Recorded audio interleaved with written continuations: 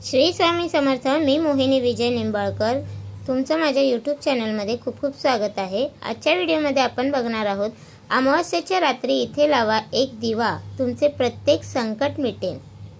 24 जुलैला म्हणजे गुरुवारच्या दिवशी या दिवशी आली आहे आषाढी अमावस्या। कोणत्याही कार्याची सुरुवात ही दीप प्रज्वलनाने केली जाते। सत्कर्माचा साक्षीदार म्हणजे दिवा असतो।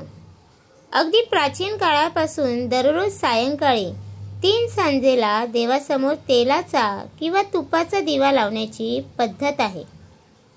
दिव्याची ज्योत ही अग्नितत्वाचे प्रतीक आहे, तर दिवा मांगल्याचे प्रतीक आहे। अग्निप्रती कृतज्ञता करण्यासाठी आषाढ अमावस्येला दीपक पूजन केले जाते।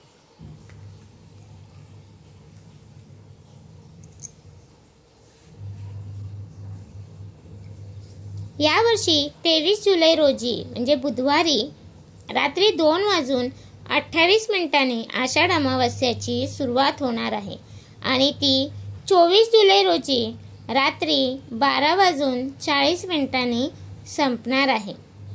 आषाढ अमावस्येला केले जाणारे दीपपूजन गुरुवारी 24 जुलै या दिवशी करायचे असे सांगितले जात आहे।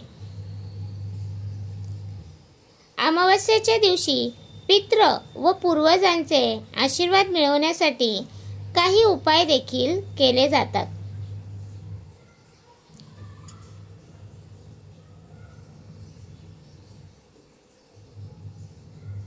या दिवशी गायीचे देखील महत्त्व असते।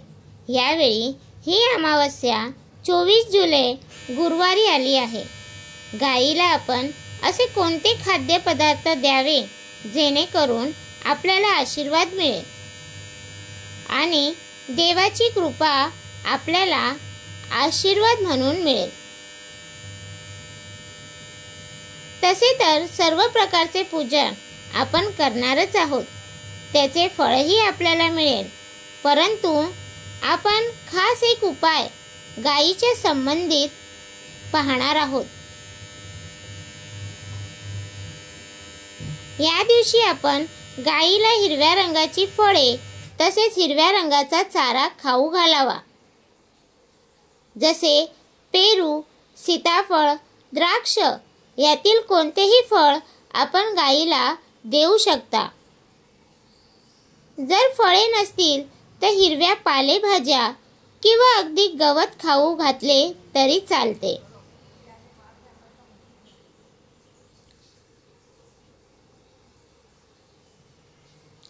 या उपायाबरोबरच पितरांचा आशीर्वाद प्राप्त करण्यासाठी आपण आपल्या घराच्या छतावर किंवा बाल्कनीमध्ये किंवा घराबाहेर दक्षिण दिशेला दिवा लावून ठेवावा आणि त्याच्या बाजूला एक वाटीत गोड पदार्थ व एक ग्लास पाणी ठेवावे।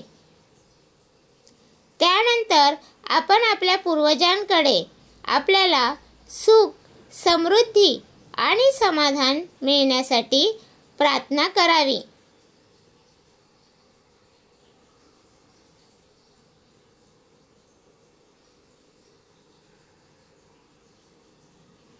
रात्रभर तो दिवा व नैवेद्य आणि पाणी तसेच तिथे ठेवावे व दुसऱ्या दिवशी सकाळी उठून ग्लासातील पाणी झाडांना टाकावे व तो गोड पदार्थ गायीला खाऊ घालावा।